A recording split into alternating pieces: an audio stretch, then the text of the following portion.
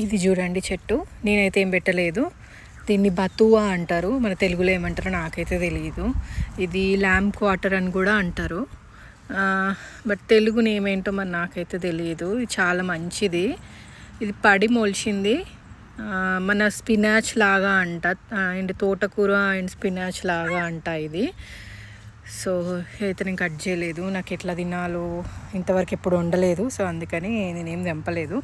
చూడాలి, ఆన్లైన్లో చూసి ఎలా చూడాలో చూసి చేసుకుంటాను.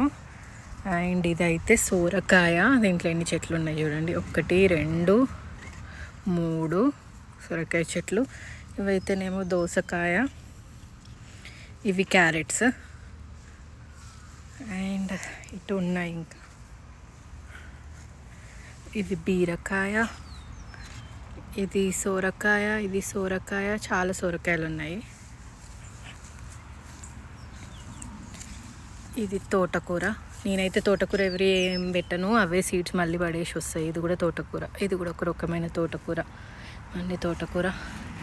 ఇదైతే ఏంటో తెలీదు, బాబు సీడ్స్ స్కూల్లో ఇచ్చిండంట, తీసుకొచ్చి పెట్టిండు.